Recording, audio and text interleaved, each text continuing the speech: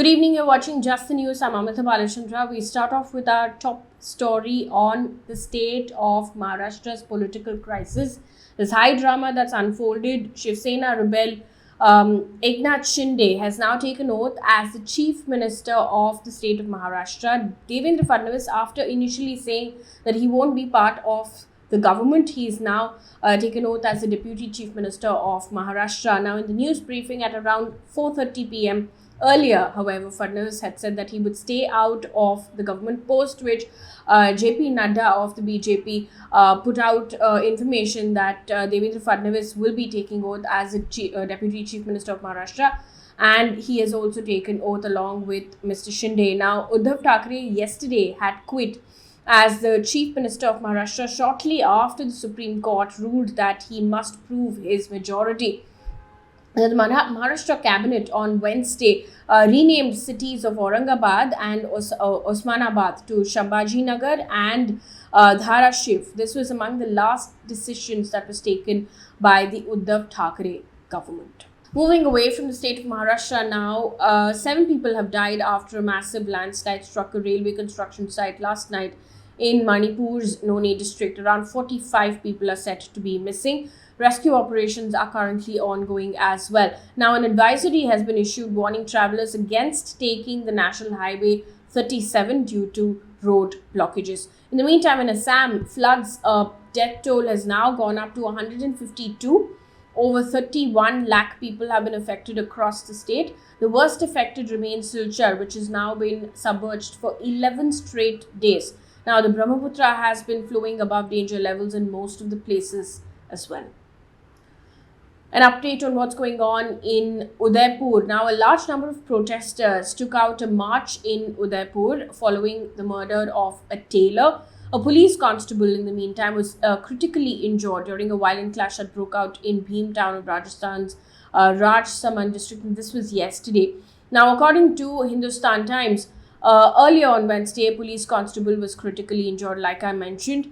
Both the accused, in the meantime, in this particular case have been arrested so far. They also had filmed the incident. Now, a curfew and Section 144 have been imposed in some parts of the state as protests broke out. In the meantime, the centre has directed the National Investigative Agency to take over this case. Meanwhile, in Punjab, the Punjab Assembly has passed a resolution against the centre's Agnipath defence recruitment scheme. However, 2 BJP legislators opposed the resolution. Now, Punjab Chief Minister Bhagwant Mann Singh has said that he will soon raise the issue with Prime Minister Modi and Union Home Minister as well. He added that the scheme was against the country's youth. To give you a bit of a context of what really is going on, the scheme was introduced on the 14th of June for recruitment of the youth in armed forces. There have been protests against the scheme across the country soon after it was announced. An update on COVID cases in the country. Active cases in the country has now crossed the 1 lakh mark, and this has happened after 4 months. India has reported in the meantime 18,819 new COVID cases in the last 24 hours. A bulk of those cases are coming in from Kerala, Maharashtra and Karnataka.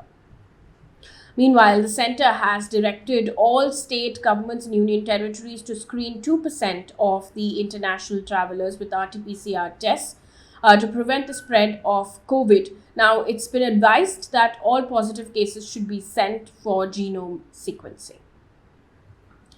Also in the news, Alt News co-founder Mohammed Zubair has moved the Delhi High Court challenging a city court's order to send him in a 4-day police remand. Now, he was arrested earlier on charges of hurting religious sentiments for a tweet he had posted back in March 2018. Now, magistrate had initially sent him to police custody for a day. The matter will now be heard in court tomorrow. On to business news. The GST Council, in its 47th meeting in Chandigarh, decided to bring new items under the tax ambit and raise cess on few goods and services. Now, Finance Minister Nirmala Sitharaman has said that the GST rates are being revised to rationalize tax on certain goods and services to correct an inverted duty structure. Now, these are the things that will get costlier at this point in time. Packaged and unpacked food items like rice, wheat will now attract 5% GST. Hotel rooms that cost under 1,000 rupees per day, which are not taxed presently, will also be brought under the 12% tax slab. Checkbooks will have 18% tax. The cost of LED lights and lamps will also go up. But there are a lot of things that will become cheaper. Like GST tax on goods carriage rental have been reduced from 18 to 12%. Tax rates on transport of goods and passengers via ropeways have been slashed from 18 to 5% as well.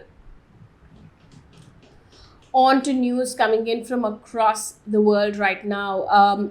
Ecuador's president declared a 30-day state of emergency in 4 provinces following violent protests over fuel prices.